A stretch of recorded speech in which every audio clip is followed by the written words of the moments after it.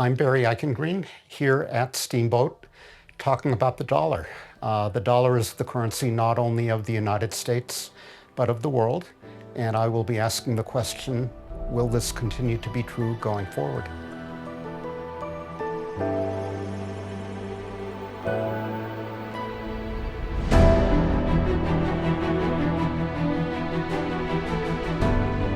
Good evening and welcome to the concluding seminar of the 24th season of Seminars at Steamboat.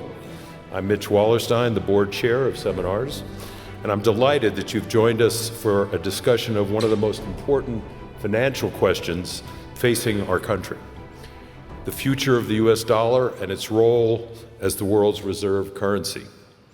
With China rising politically and economically, and with a multitude of pressures on the dollar and on the US economy in general, there has been growing speculation about whether the dollar will retain its enviable position as the denominator of world trade and international financial transactions. And this is not just an academic question to be debated by economists, because the displacement of the dollar by some other country's currency would have profound negative impacts on how Americans purchase goods and services, including oil, how we finance our national debt, and on many other aspects of our economy. And we're honored to be joined tonight by Dr. Barry Eichengreen, the George C. and Helen N. Pardee Chair and Distinguished Professor of Economics and Political Science at the University of California, Berkeley, who will discuss this economic and financial policy issue. I want to express our sincere thanks and appreciation to everyone who has donated to seminars this year, which is what makes this unique discussion series possible. Your support enables us to present these talks free of any admission charge. The sponsor of this week's seminar is one of our esteemed founders, the distinguished Brookings Institution economist, Dr. Isabel Sawhill. And the co-sponsors are Pardee Helen and Jeff Sussman, Ben and Pam Fisher, Gay Rohn, and Emily and Anthony Seaver. Please join me in thanking them.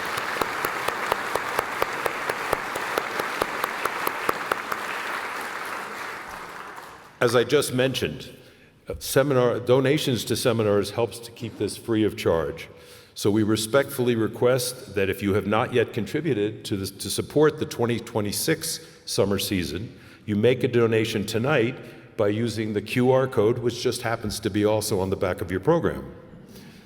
And if you or your organization would be interested in sponsoring or co-sponsoring a seminar for next summer, you can find information on the website about how to do that.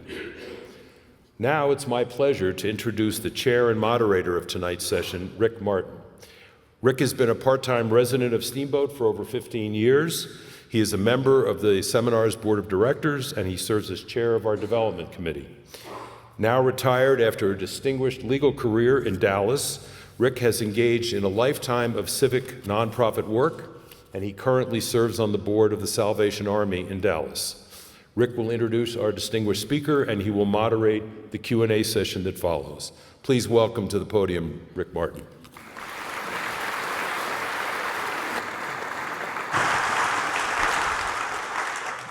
Thank you, Mitch. Good evening and welcome. On behalf of the board, thank you for joining us tonight. Tonight's topic, the dollar at a crossroads, is one that touches every one of us, whether we think about international currencies every day or never think about them. And there's no one better equipped to think through what happens to the dollar and what it means than our speaker this evening.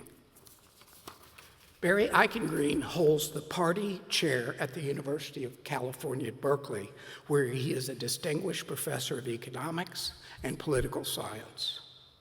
He has been on the Berkeley faculty since 1987. Next year, 4 decades. He has also served as a senior policy advisor for the International Monetary Fund. He is a fellow of the American Academy of Arts and Sciences, a distinguished fellow of the American Economic Association, and in 2011, Foreign Policy magazine named him as one of the world's 100 leading global thinkers. He writes a monthly column for the Project Syndicate that is read around the globe. He's an internationally known expert on the topic of the dollar, and his article on this subject appeared last Wednesday in the Financial Times, published in London. Though he has written extensively on the dollar, his most recent book is Money Beyond Borders: Global Currencies from Croesus to Crypto, published earlier this year by Princeton University Press. It is a 2,500-year history of international currencies that sheds new light on where the dollar stands today and where it may be headed. Off the Beaten Path has set up in the back of the auditorium a place to buy the book. Professor Eichengreen has graciously agreed to sign books following the seminar. Please join me in welcoming Barry Eichengreen.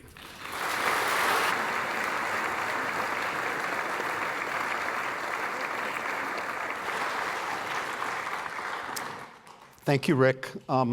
Good evening, ladies and gentlemen. It's a pleasure to be here at Steamboat, a singular pleasure for two reasons. I had no idea that this last seminar of the summer was sponsored in large part by Isabel Sawhill and the Brookings Institution. Brookings gave me my very first job in economics, longer ago than 4 decades. And a number of the speakers that you have had here over the years have been associated with Brookings as well, from Alice Rivlin to Robert Reischauer, and I'm sure others as well. So I'm honored to be able to follow them. In addition, I really want to commend both the organization and the people who've turned out for this nonpartisan discussion of important policy issues. No one will dispute, I think, that we need more nonpartisan discussions of important policy issues in the United States. So I'm happy to be part of that.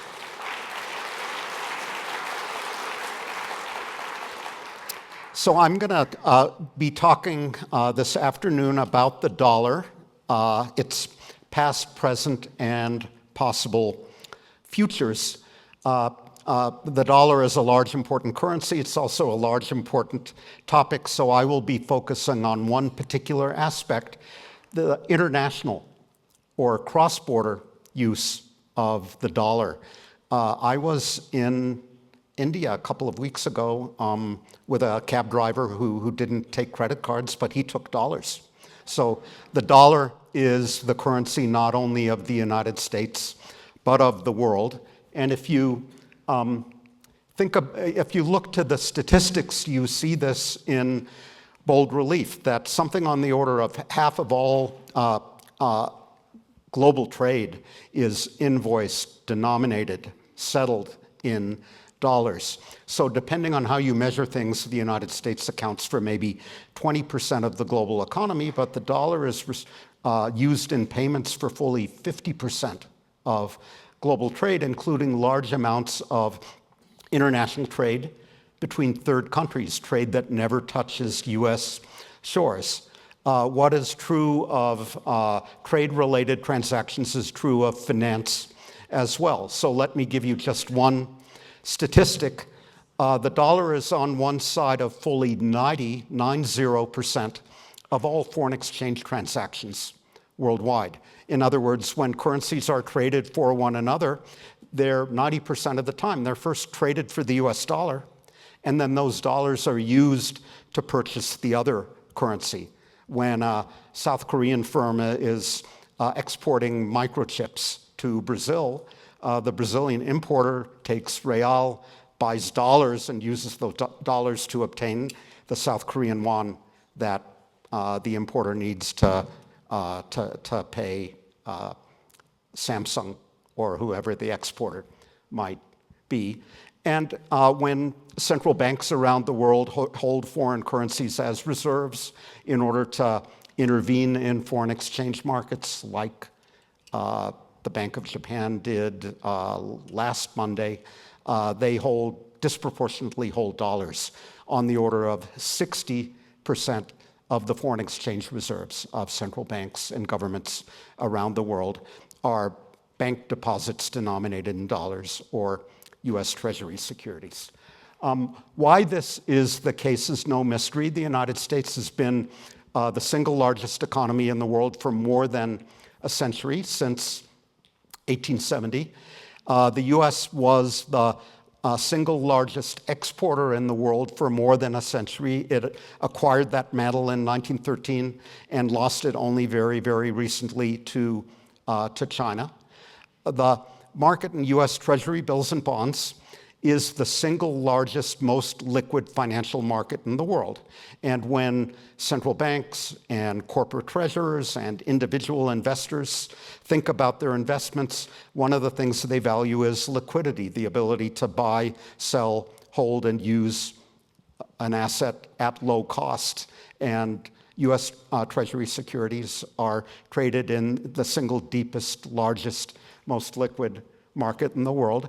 And finally, there's the fact that because everybody else around the world is using dollars, it pays for you to use dollars as well in your international transactions. The likelihood that whoever you're dealing with, that Indian cab driver or whomever, will accept a currency in payment for the cab ride is greatest if everybody out there is using dollars as well. Economists refer to that as network effects. It pays to use the same currency that everybody else in your network is using.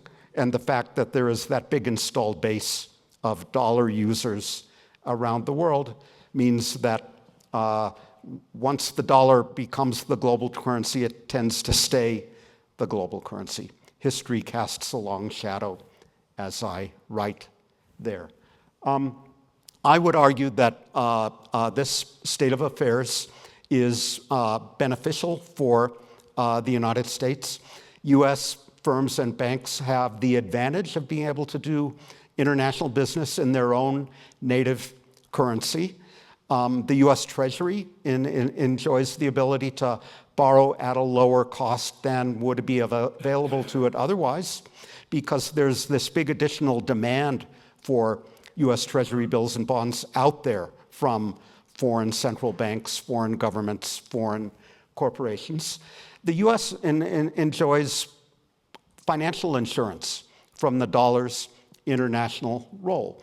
So whenever a bad thing happens in the global economy, whenever volatility in financial markets spikes, people rush into dollars because in a crisis, there's nothing investors value more than liquidity, the ability to access and move their funds around, and dollars are more liquid than any other currency. Even when we in the US are responsible for the bad thing, when Lehman Brothers failed in 2008, everybody rushed into dollars and the currency strengthened. We don't suffer the capital flight problem that afflicts many other economies in bad times. And we saw a version of this in early March 2026. War broke out in the Gulf. There was volatility and uncertainty. Funds rushed into the dollar, and the currency strengthened on the back of that safe haven status. Finally, U.S. financial sanctions, if used judiciously, are more effective than they would be otherwise as a result of the dependence of banks, firms, governments around the world on the dollar. If we decree that they are not able to access their dollar deposits, as we determined after Russia attacked Ukraine in 2022, and they can't do business through U.S. banks, those sanctions bite more powerfully than they would otherwise as a result of the dollar's global role. So this is not a new situation. Policymakers in other countries have been complaining about it for some time. Back in 1971, when President Richard Nixon closed the gold window, he ended the Bretton Woods Convention that foreign central banks and governments could redeem their dollars for gold at a fixed price. Foreign finance ministers complained, and Nixon's Treasury Secretary, the Texan, John Connally, somewhat bombastically asserted, look, guys, referring to these foreign finance ministers, it's our currency, but your problem. You may not be happy with this state of affairs, but what are you going to do about it? There is no alternative to the dollar as a global currency. That may no longer be true. What about the euro, the currency of an economy that is more or less as large, the euro area, and trades more or less as much as does the United States? What about the currency of the rising power, China, the RMB? And what about digital alternatives like stable coins and central bank digital currencies that may be opening up new channels for cross-border payments that eliminate the need to go through US banks and the dollar and so forth? Those are the potential alternatives. I would emphasize that actual and potential alternatives are not the same. The euro has shortcomings that it has been, as an international currency, that it has been unable to overcome, and I will talk about those in a couple of minutes. The Chinese RMB has shortcomings as an international currency. I will talk about those as well. These new digital payments rails I've talked about before, I think the technical problem of how to operate them has been solved. They exist now. You can use a stablecoin to transfer money to a relative or anyone else in a foreign country. But if we're going to institutionalize those mechanisms, we're going to have to figure out how to regulate and govern those new platforms and payments rails. And I think the political obstacles to successfully doing that are formidable. And I will come back to all of that in the end. So it's not only about the dollar. Rick was very kind to mention my new book before, and I will mention it, shameless self-promotion once again. There is a much longer history of international currencies, of currencies that have been used for transactions across borders, across continents, as I talk about in my book, going all the way back to ancient Athens. The owl was the symbol of Athens imprinted on its coins. The coins that bore the image later of Alexander the Great, they were used not only among the different Greek states, but throughout the Aegean, into the Mediterranean, into the Middle East. The Roman coins of the Roman Republic and Empire were used everywhere from Scotland in the northwest of Europe into Asia, into present-day Persia, Afghanistan, India. Hordes of these coins have been found in Japan, although how and when they got to Japan is something of a mystery to numismatic specialists. Julius Caesar, when he crossed the Rubicon and was fighting with Pompey, carried a mobile mint with him so he could mint silver coins and pay his legions so they would remain faithful to him. The coins of the Byzantine Empire, Byzantium stood astride of the trading routes between Asia and Europe, were used throughout Europe, the northern rim of the Mediterranean, and again into present-day Afghanistan, India, etc. I think the Florentine, the florin of the city-state of Florence is similar to these other cases in that Florence engaged in a lot of import and export trade, but it didn't have a powerful military. It wasn't a formidable commercial power. It was a formidable financial power. The Florentines were the first multinational bankers. The Medici and the Pardee and the other famous Florentine banking families set up branches all over Europe. They learned how to transfer funds denominated in florin without having to physically move the coin. So moving coin throughout early modern Europe, you had to hire guys with guns in order to protect what the funds you were transferring from bandits and pirates and so forth. A bookkeeping transfer was safer, more efficient, lower cost, and they built a financial empire based on the florin on that basis. You'll know about Spanish pieces of 8, right? Spanish silver coined mainly in present-day Peru and Mexico. In order to make for small change, these coins were cut up into pizza-shaped slices, eight of them, pieces of 8. They were legal tender in the United States until 1857. So Alexander Hamilton established a mint in like 1790, but we didn't have the gold and silver to ramp up production of full-bodied coinage until silver and gold were discovered starting in 1849 in California, Nevada, and of course, Colorado, at which point we could eliminate the ability of your ability to pay your taxes using Spanish silver coin. This was the first global currency used everywhere from China, the main medium of exchange in China for 2 centuries, to Europe, to the Western Hemisphere. The Dutch guilder was a global currency as well, on the back of the Dutch East India Company, which was a commercial concern and a quasi-military body as well, which established outposts and trading outposts that ran on the basis of the Dutch guilder. And when Britannia ruled the waves in the 19th century and into the 20th, the British pound sterling was the dominant global currency. The majority of global financial transactions were executed using it.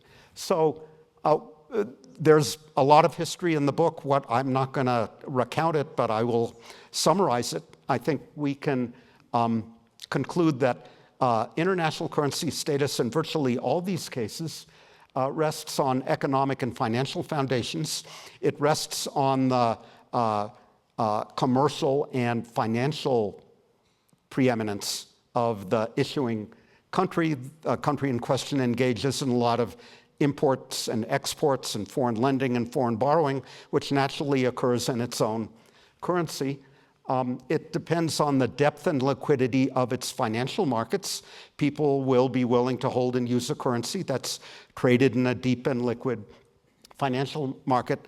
It depends on the presence of a central bank or another entity to backstop that market, to step in and ensure its stability and liquidity in the event that something goes wrong. So for economists, the fact you have to have a strong economy and a strong financial system in order to have a strong and widely used currency seems straightforward enough. I argue in the book that there are also political foundations for international currency status.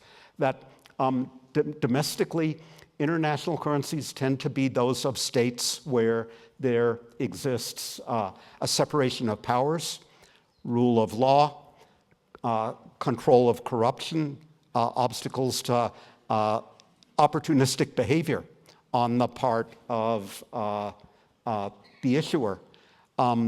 You can see this going back in history to ancient Greece, where there was the Council of 500 randomly selected citizens that basically oversaw, functioned as a source of checks and balances on the state. You saw this in ancient Rome, where there was a Roman Senate under the Republic, which could check the arbitrary actions of the emperor, and so forth and so on, I think, right up to the present day. So when I go to China and talk about this topic, I say that every leading international currency in history, more or less, has been the currency of a political democracy or republic where there were checks on opportunistic behavior by the state. And internationally, there are political prerequisites as well. A state issuing the leading international currency has to be able to defend its borders, defend the integrity of the state, and maybe project power internationally. So Jamie Dimon made some remarks late last week about how military power and monetary power go together. He was worried about the ability of the United States to project military power going forward, and he expressed some doubts about the future of the dollar on those grounds, and I will come back briefly to this as well. So what is the current state of affairs? I think the dollar's global dominance, which it has enjoyed ever since World War II, has been eroding very, very gradually. So the metaphor I like to use is of an iceberg, where you see melting going on very gradually over time, and you worry about whether a large chunk could calve off sometime in the future. So we haven't seen the calving yet, but we have seen the melting. You can see that for the reserves held by central banks around the world in the chart on the right. At the beginning of the 21st century, 72% of those reserves were held in US dollars. Now that is down today to 57%. So central banks around the world have been trimming their dollar reserves very gradually over time. The share of US Treasury securities that are held by foreigners, both foreign central banks and other foreign investors, has been going down as well over the last decade, very, very gradually. 10 years ago, the majority of US Treasuries were held abroad. That is no longer the case. And finally, where it was long true that the US Treasury could borrow at a lower interest rate than other comparably indebted governments, that is no longer true as well. We pay the same interest rate, or depending on who the comparator is, a slightly higher one. So the question is, might this gradual melting of the iceberg accelerate dramatically, and could we see to milk the metaphor, sea change in the dollar's status? I think there are a number of reasons to worry about that possibility. One is the fiscal trajectory in the United States. The country has a debt to GDP ratio. Debt held by the public is now 100% of national income, back up to its height at the end of World War II. And foreigners pay attention to this. They worry about whether, if that indebtedness continues to rise, there will be pressure on the central bank to buy those bonds. That will result in inflation. The dollar will depreciate. Foreigners may continue to hedge their bets by diversifying into other assets.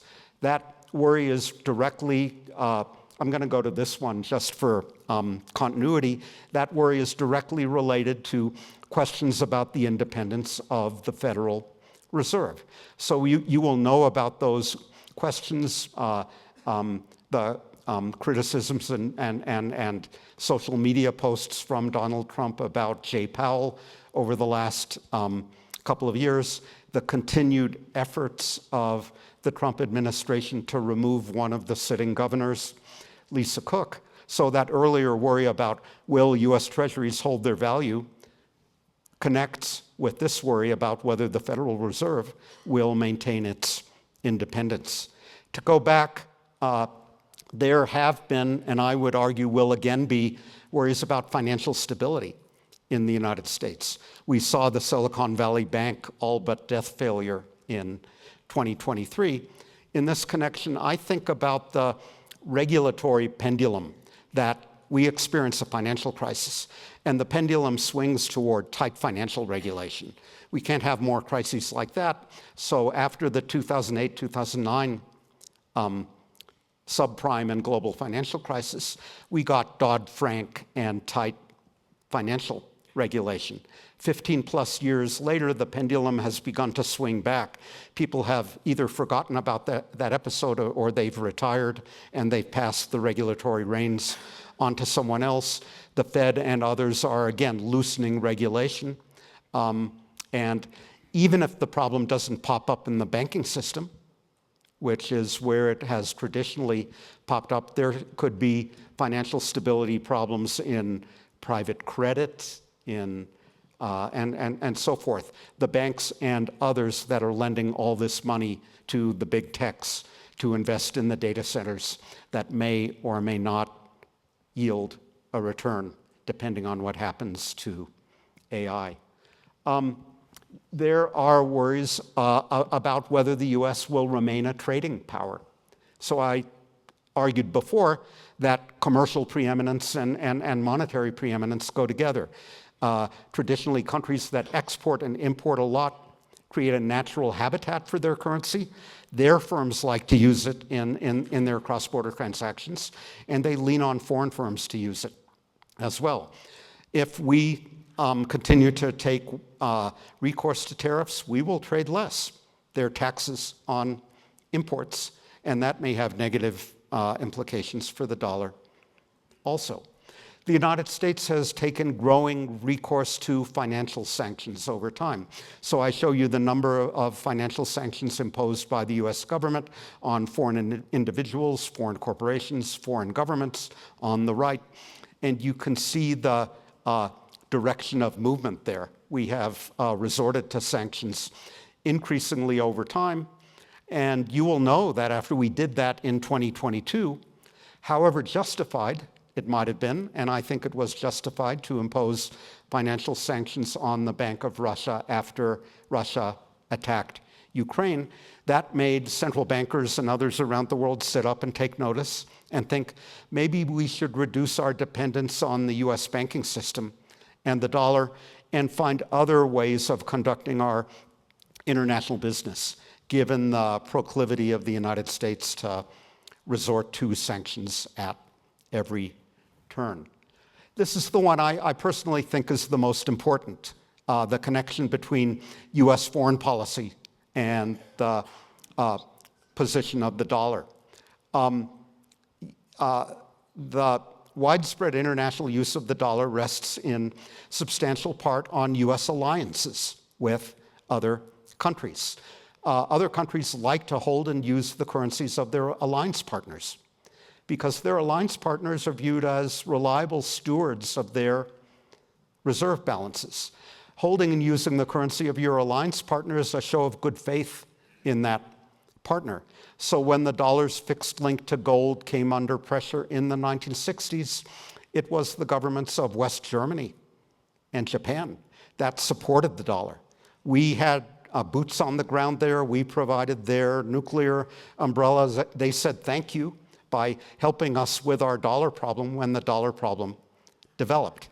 In 1974, we again had a dollar problem, and first Treasury Secretary William Simon and then Henry Kissinger went to Saudi Arabia and had a discussion where the Americans said, you know, we have military bases here and we could expand them and we could help provide you with security in an insecure part of the world.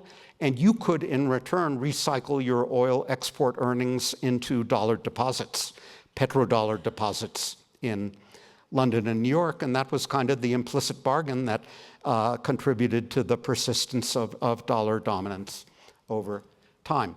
So if foreign powers begin to doubt the commitment of the United States to its military and security alliances, will that weaken one of the foundations, one of the key supports for that has held up dollar dominance in the past? So if the role of the dollar in the global economy diminishes, what are the possible alternatives? This is my comprehensive list. They include gold, the euro and the Chinese renminbi, the currencies of the second and third largest economies in the world. Other currencies that have not traditionally played an important role in the global economy in the past, but may in the future, or a new set of payments rails using blockchain, using distributed ledger technology to clear payments across borders without having to go through conventional banks, US banks, or others, without having to go through the dollar. So my bottom line is that all of these alternatives will play at least a marginally more important role going forward as central banks, governments, corporations, individuals begin to search for alternatives to the dollar, but none of them can replace the dollar at scale. None of them can fill the dollar's shoes if the US chooses to step out of those shoes going forward. Gold is back. This shows you that until 2010 or so, central banks around the world had been selling gold. Since then, the global financial crisis reminded them that holding securities has risks. They've been buying gold. The advantages of gold are known to pretty much everyone. It's a traditional store of value, means of payment. Central banks have been holding it for centuries, so it has the weight of history in its favor. It's a respectable thing for central banks and others to hold. It provides some diversification. Its price moves differently than the prices of other financial assets. It can be traded in a liquid market in London. It can be used for financial transactions. It can be lent or used as collateral for other transactions if it is vaulted at the Bank of England or the New York Federal Reserve. And it's safe from sanctions if you don't vault it there, but you bring it home, as Russia, for example, did after the annexation of Crimea in 2014. They knew what might be coming next, so they took their gold out of New York and London and brought it back home where it was safe. Its disadvantage is that the price can be volatile, that it is clunky for use in actual payments. So I'll give you a concrete example of that one. There was an episode a couple of years back where the government of Venezuela, then under sanction, bought oil field services from the government of Iran, then under sanction. Iran sent some guys and some equipment to repair the oil derricks. Venezuela hired a couple of Russian 747s to ferry the gold bars to Tehran. That's not a low-cost operation. Gold can't be lent or apothecated if vaulted at home, and it doesn't bear interest, unlike treasuries. The euro has made no progress as an international currency since it was created in 1999. So one of the goals of the fathers and mothers of the euro was to create an alternative to the dollar, so Europe didn't have to depend on a fickle United States and the dollar. One of my close friends and colleagues at the European Central Bank is responsible for producing a report every June called The International Role of the Euro. And that report always reads, he always writes, the international role of the euro has remained broadly stable. He produces this chart of the composite role of the euro in the global economy. It looks like the electrocardiogram of a dead person, right? It doesn't move around very much. There aren't very many safe AAA-rated euro-denominated government bonds out there. 3 euro area governments, Germany, Netherlands, Luxembourg, have AAA ratings. They've got $4 trillion worth of bonds out there. Say what you will about the United States, we have $40 trillion worth of bonds out there. And if you think ability to project military power and monetary power go together, the euro area doesn't have an army or a common defense and foreign policy, at least yet. So they're rethinking all that, right? You hear about Germany ramping up defense production, and Christine Lagarde, president of the European Central Bank, saying this may be the euro's moment where we should become more monetarily self-reliant. So they're talking the talk, and we will see what happens next. The Chinese renminbi, again, lots of talk, not very much action there. So this is the currency composition of central banks around the world, and the dark blue slice is the dollar. The little brown slice is the Chinese RMB, 2% of global reserves, not 57%. And the same is true on a lot of other financial dimensions in the foreign exchange market, in international banking, and so forth. And why that's the case is no mystery. We in the United States have been actively at work at internationalizing the dollar, fostering wider international use of the dollar for more than a century. So not very widely known fact is one of the principal reasons we created our central bank, the Federal Reserve, in 1913 was to foster wider international use of the dollar, which they set out almost immediately to do. China has been moving down this road for like 15 years, not for 115 years. We have been building financial markets in the United States for 2 centuries. China has been building financial markets for 2 decades. So they are starting out so far behind us that financial transactions using the renminbi, even if they grow at double-digit rates going forward, it would take them a couple of decades before their currency came within hailing distance of the dollar. And there is that political problem that they don't have the rule of law, separation of powers, political checks and balances that are needed by a first-class international currency. Non-traditional international and reserve currencies. So this chart is too small, but these are currencies of small, open, well-managed economies that haven't played a consequential international role in the past, but have begun to do so now. So these are the New Zealand dollar, Australian dollar, Singapore dollar, Canadian dollar. What do they have in common? Their name, I don't quite understand that part, but the fact that they're the currencies of small, open, well-managed economies, the South Korean won, and then a cluster of currencies whose name is krona, Denmark, Norway, and Sweden. They are now all tradable in liquid markets at low cost on electronic trading platforms. So this figure shows you bid-ask spreads, how much you have to pay to get in and out of a currency. For the majors like the dollar and the euro in blue, and for these non-traditional reserve currencies in red, to get in and out of the red currencies, you used to have to pay a lot more, no longer the case, because we all have a smart platform and maybe a digital currency trading account where we can get in and out at low cost.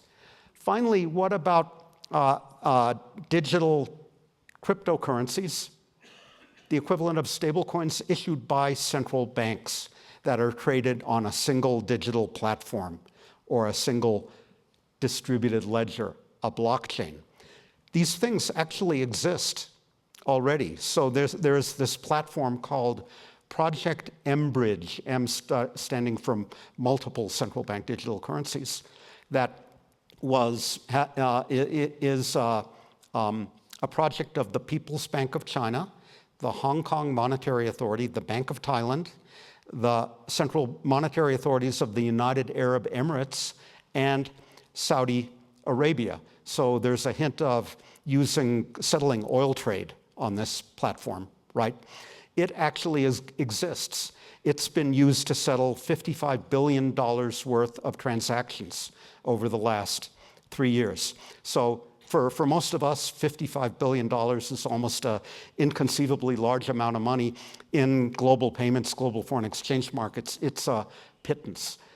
Point being that the technical problem has been solved, but the political problem has not. This platform is a creature of the People's Bank of China. The code for it was written in the Digital Institute of the People's Bank of China. The validation mechanism protocol was written in the Digital Institute of the People's Bank of China.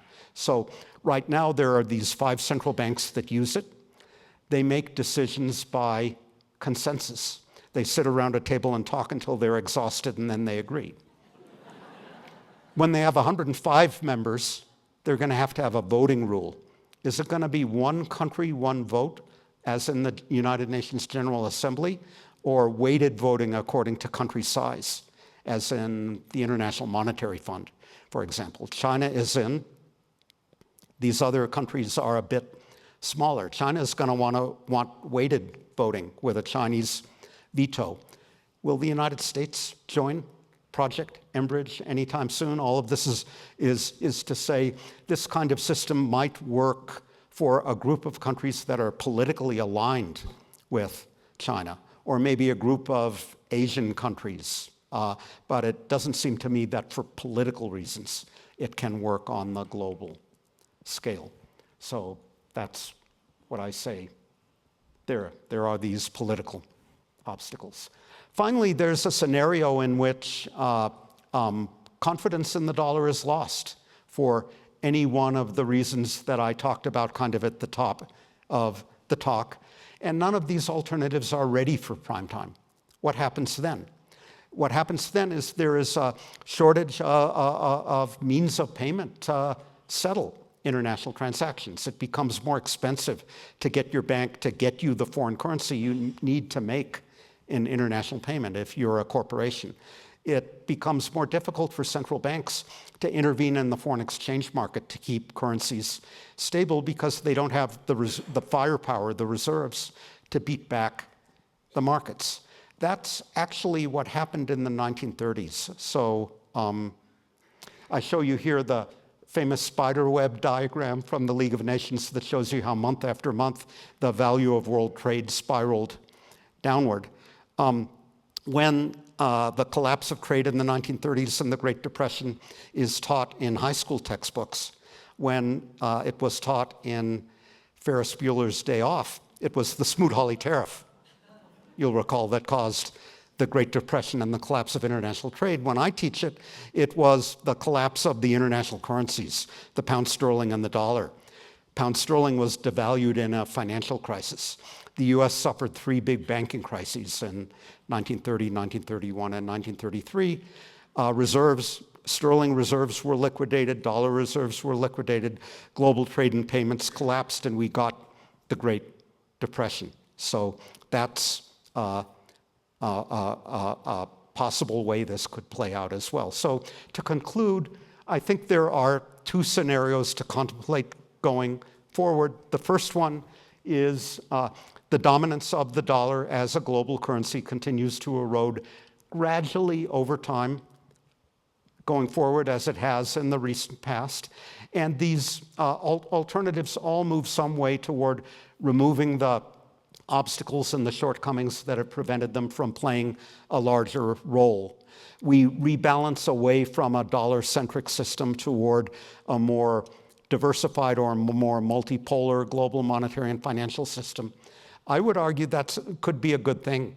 Planet Earth benefits from a diverse ecosystem. The global monetary and financial world could benefit from a diverse set of sources of global liquidity. Scenario number 2 is that confidence in the dollar is lost abruptly before there has been time for these alternatives to step up, in which case you get the 1930s type scenario of global liquidity shortage and really the end of globalization as we know it, because the dollar liquidity has been the grease that behind the currency that greases the wheels of 21st century globalization. So my concluding remark is, let's all hope for the first scenario. Thank you.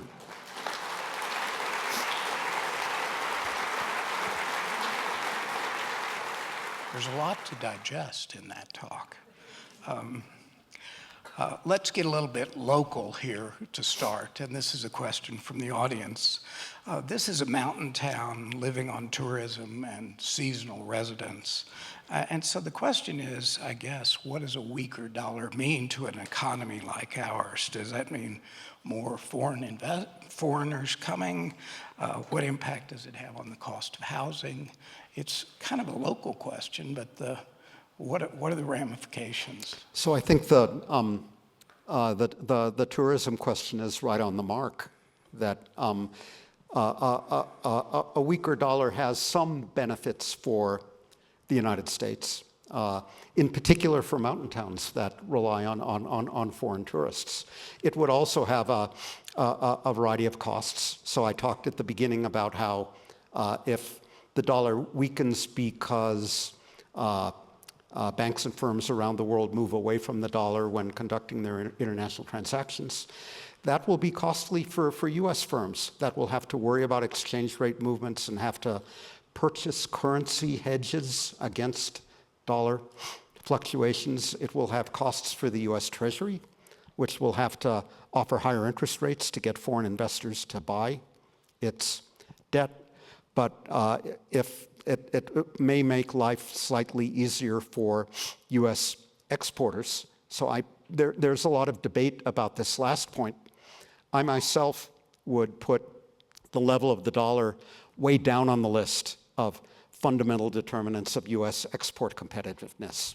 The competitiveness of U.S. firms depends on how up-to-date their capital stock is, how educated and well-trained their labor force is, on the entrepreneurial abilities of U.S. owners, managers, et cetera. And somewhere down on that list is the level of the dollar. But where it really makes a difference is in activities like tourism. So, many of us, when we go abroad, we're struck by either how expensive it is in Switzerland or how cheap it is somewhere else. Foreigners,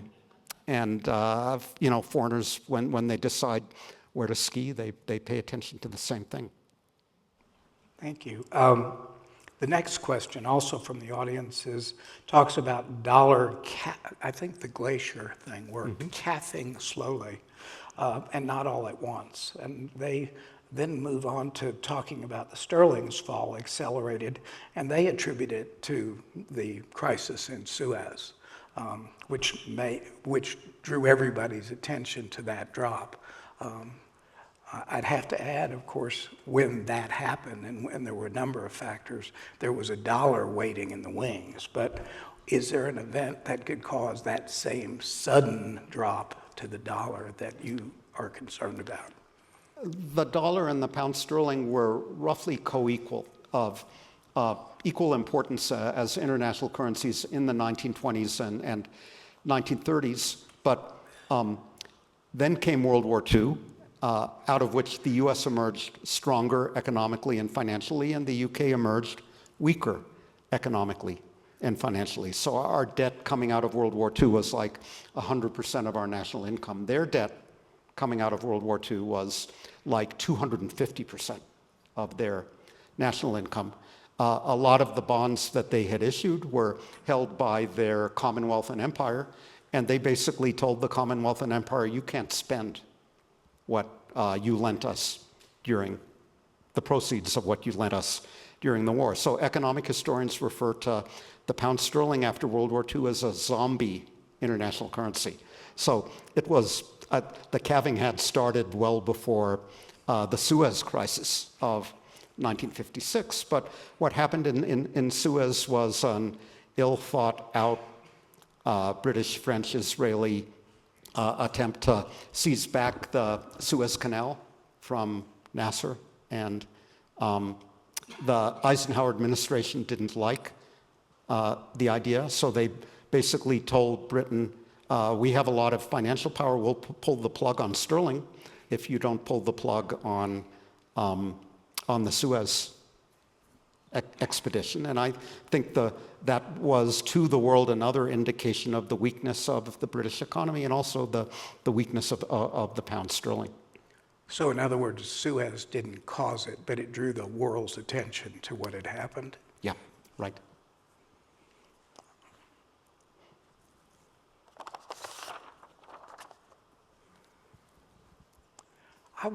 There's a couple of questions here drawing on the magnitude of our national debt, and you mentioned it in passing. And I know Standard & Poor's or some of the rating agencies have changed our government's. I'm trying to, sorry. Thank you. There's a number of rating agencies that have drawn into question the creditworthiness of the United States. And to what extent when's the break point on national debt, and how expensive can it get to pay it back before it causes a dramatic impact on the dollar? So I do think concerns about U.S. fiscal policy, the continuing rise in U.S. debt are valid, and they're held around the world. So you hear about them from foreign central bankers and foreign investors, and their worries about whether or not U.S. Treasury securities will hold their value over time are one of their motives for trying to hedge their dollar risk and diversify into other currencies.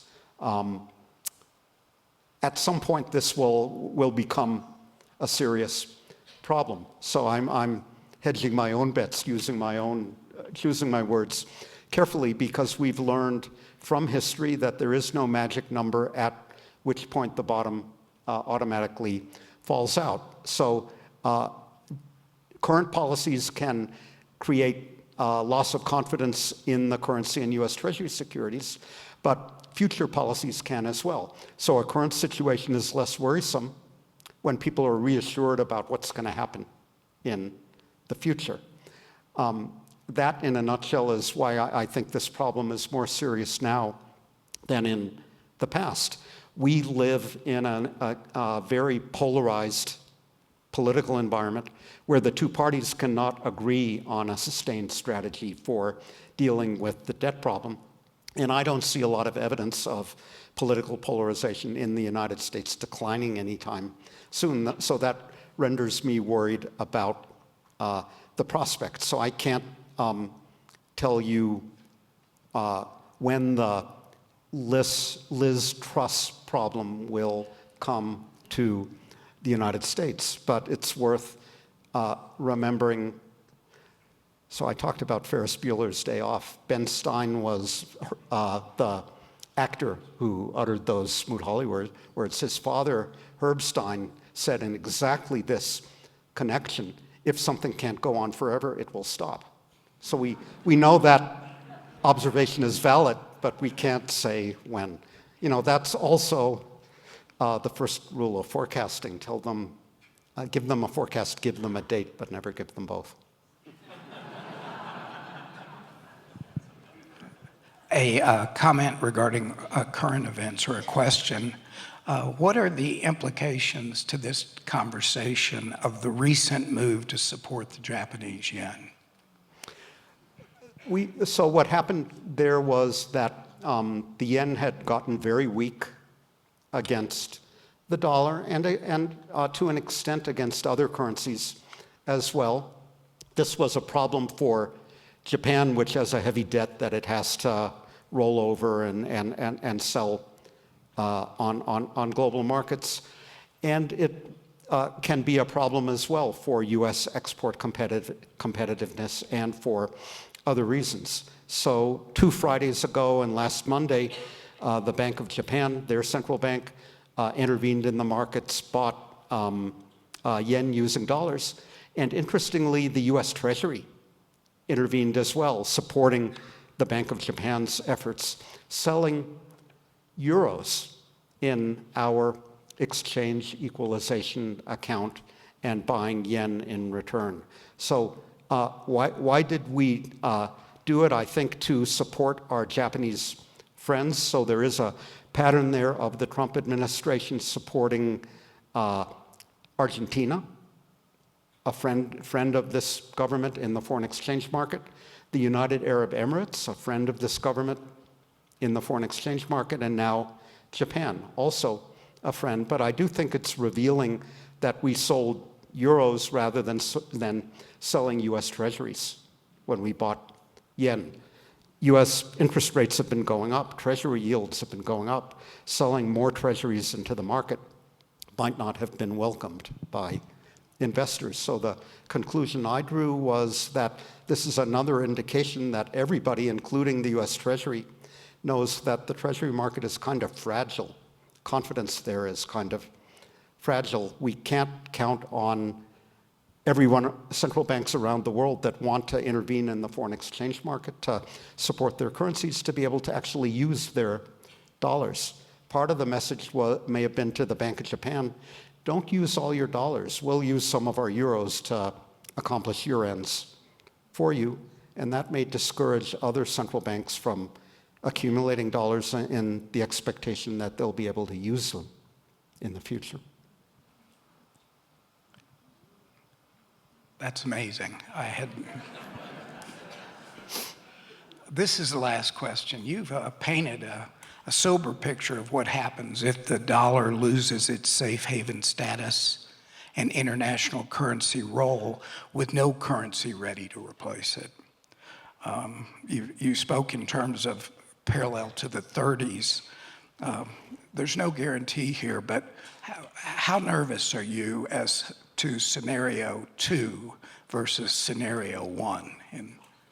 Well, I take the possibility of scenario 2 seriously. That if you'd asked me 10 or 15 years ago, I would have concentrated on scenario 1 almost entirely, that the world economy is moving toward a more multipolar, diversified, internationally diversified monetary and financial world gradually over time. And that's a good thing. I now take seriously the possibility that we could be moving abruptly in a disorderly way toward that new world. And I worry seriously about that.